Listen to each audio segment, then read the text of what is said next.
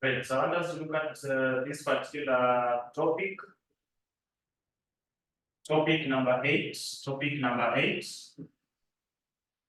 That is CPA. CPA analysis. When we talk about CPA analysis, we are basically looking at this particular concept here. We are looking at this particular concept here. So under x-axis, we are talking about units of output. We are talking about output. Here we are talking about cost. We are talking about revenue.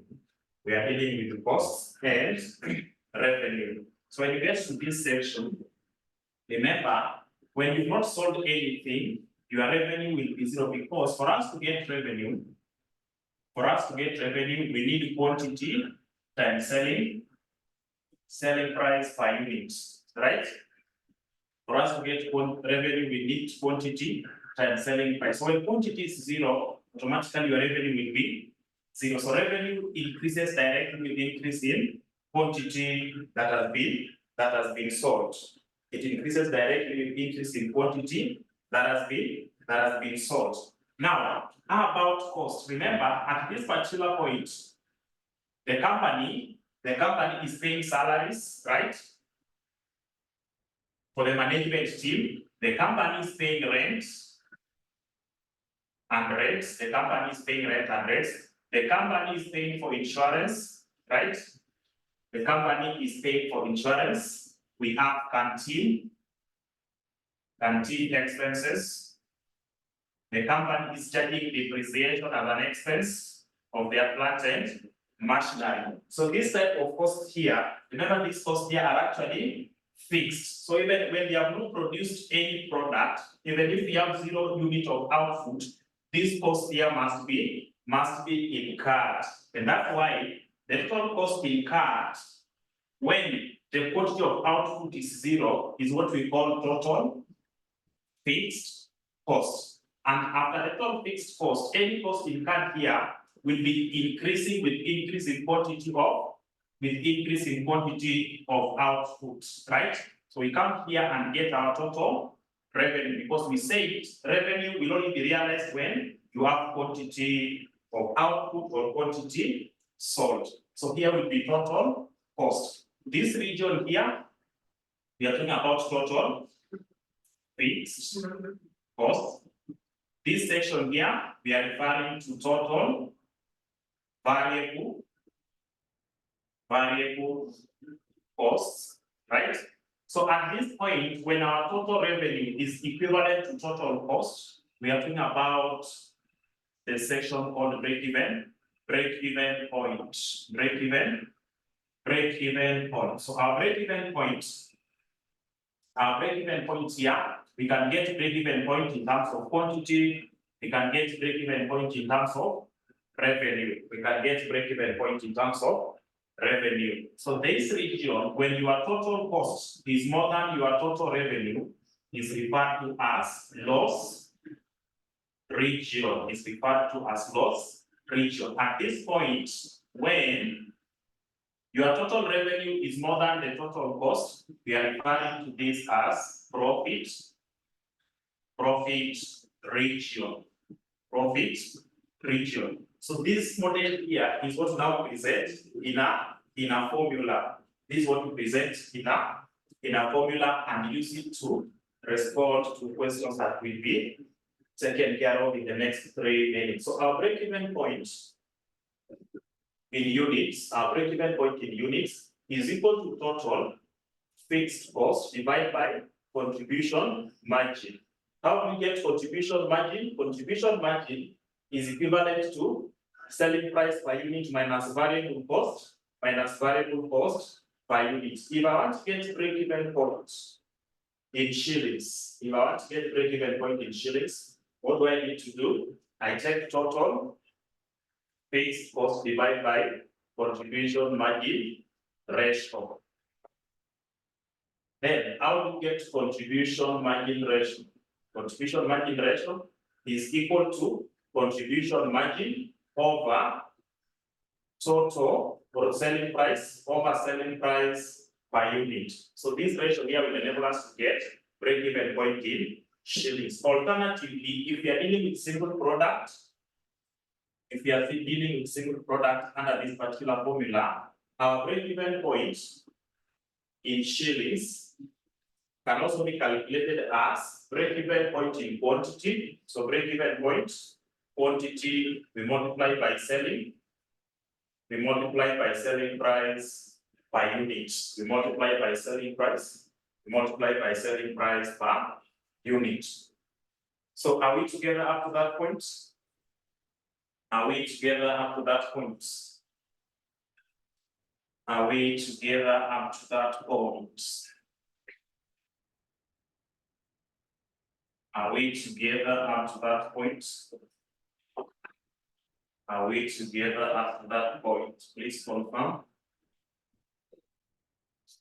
Are we together? Good. So I want us to move to the same concept, but now we are dealing with multiple products. So multiple products here, our break-even point in units is equal to, total fixed cost divided by weighted average contribution margin. The summation of weighted average, so let's bring it here, summation of weighted average contribution margin. How do we get weighted average contribution margin? Weighted average contribution margin is equal to, remember the summation here, so it will be summation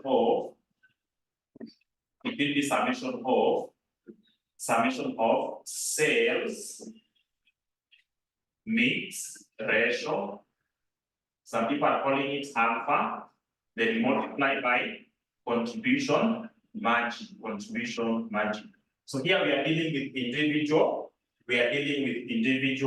products. We are dealing with multiple products, and of course we have more than one product. So we cannot use this because we'll be having more than one contribution margin, and that's why we have to bring in the sales mix ratio and see the contribution of each product to the total contribution margin.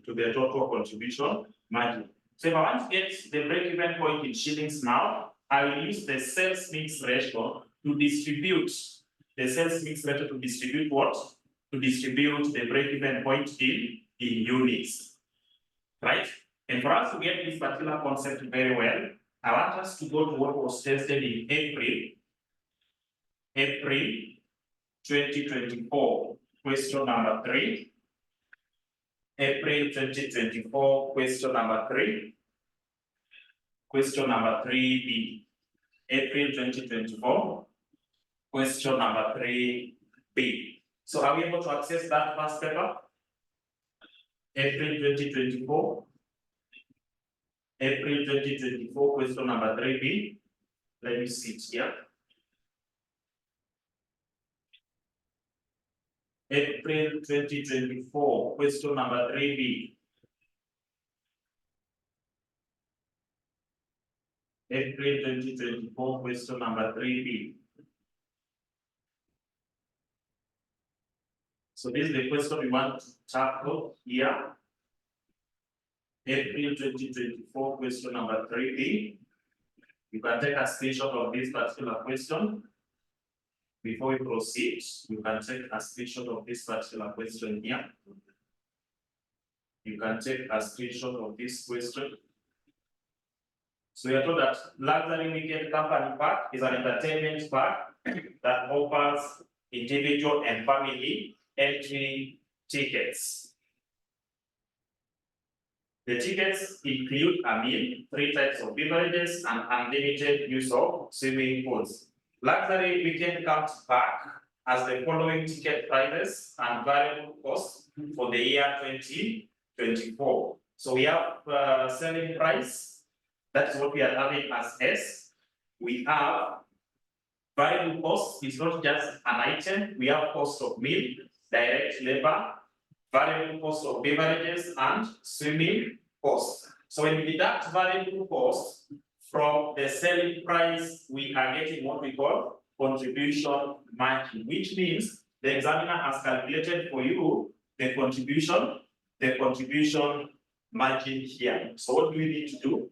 It's just to get the sales mix ratio. How do we come up with the sales mix ratio?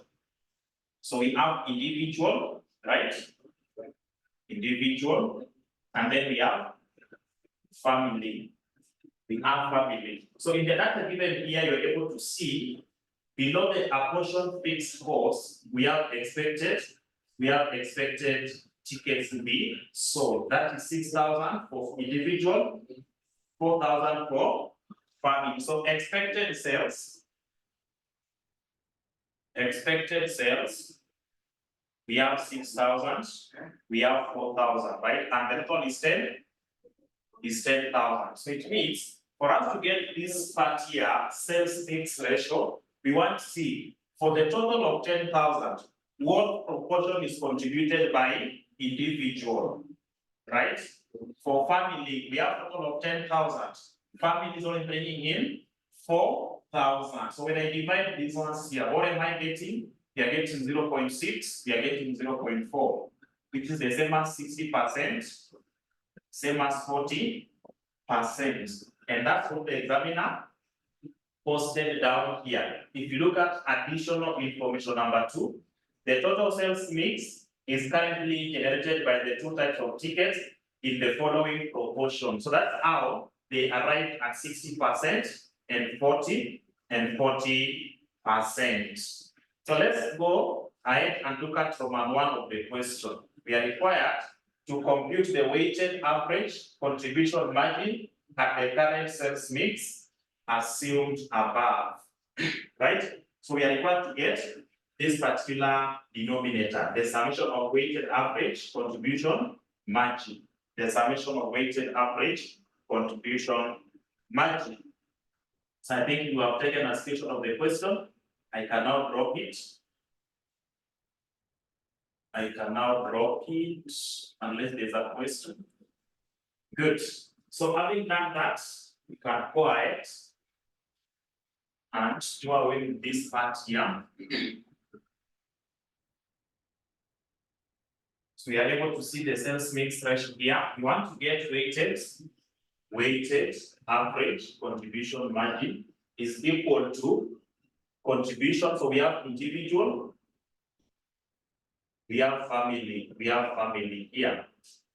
So how we getting sales mix ratio? We have 0.6, we have 0.4. Do we have contribution margin? Yes, the examiner has given us contribution margin. So we have 600 for individual, we have 1,100 for family. Let's get weighted average contribution margin, which is equivalent to sales mix ratio multiplied by contribution margin. So can someone give us the figure for this product here under individual? When you take 0.6 by 600, what are you getting? 0.6 by 600. What are you getting? Somebody is wondering, where are we getting this 600 from? The 600 I'm referring to was given here. Our contribution margin for individual, 600. Contribution margin for family, 1,100. That's what we have there. So please go ahead and give me the figure for individual. What are we getting? What are we getting there? What are we getting there? Somebody? What are we getting there? What are we getting there? Somebody to give us the answer. 600 by 0.6. What are we getting? 600 by 0.6, what are we getting?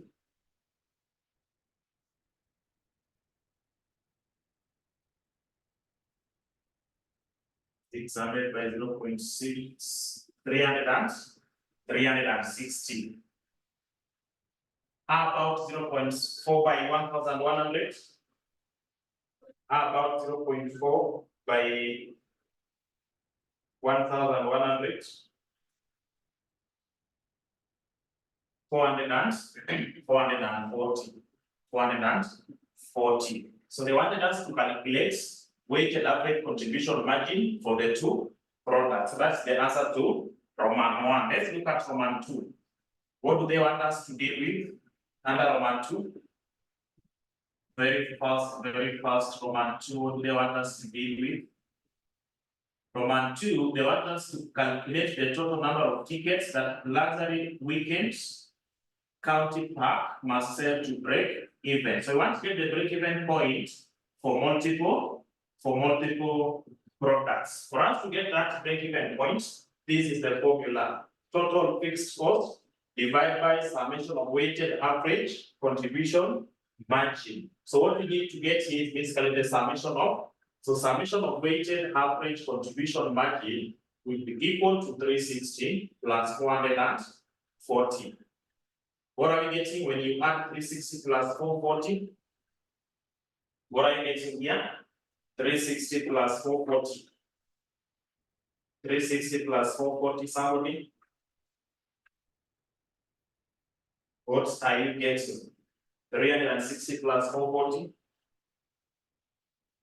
Somebody here.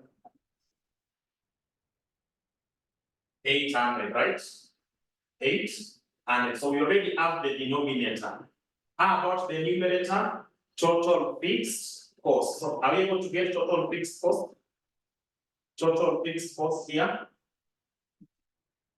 In the question, they separate, they apportion the fixed cost to each product, but the question or the formula here is requesting us to give out the total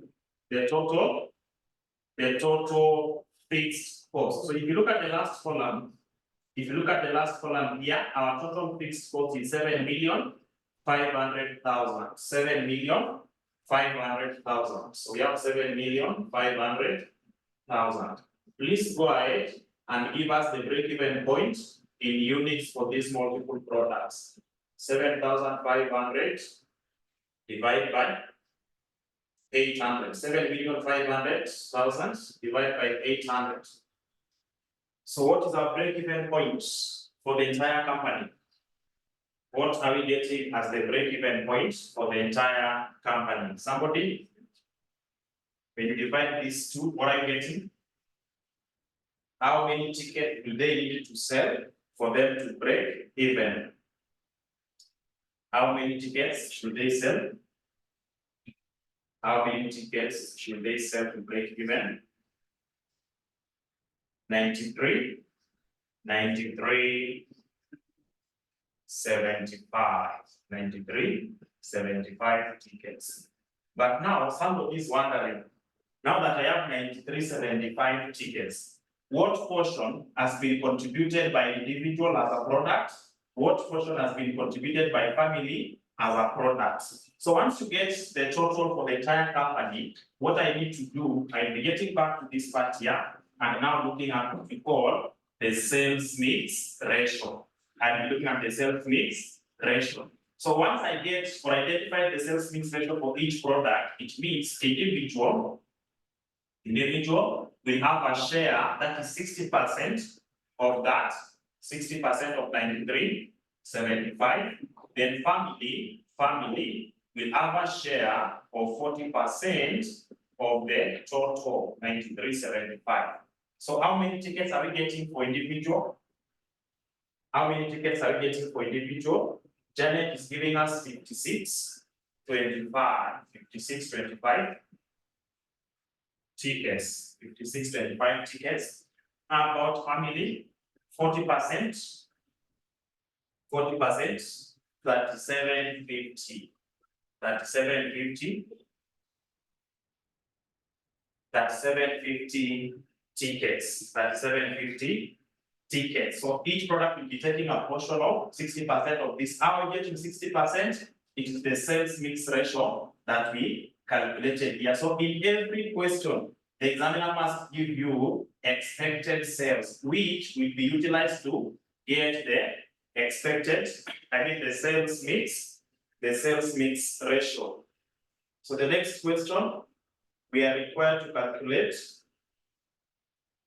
margin of safety in units for luxury weekend limited. So the last part of it here, how do we get margin of safety?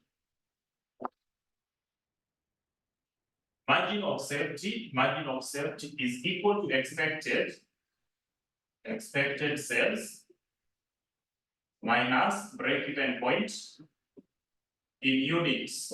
Our expected sales for individual 6,000, for family 4,000. So total expected sales is 10,000, right? 10,000. Then we less break-even point in units. Our break-even point for the entire company, we were able to calculate, and we got 93.75. So when you get the difference between these two, whatever you're going to get is what we call margin of safety. Margin of safety. So what are we getting there? What is your margin of safety? What is your margin of safety? What is your margin of safety? Somebody? What are we getting? 625.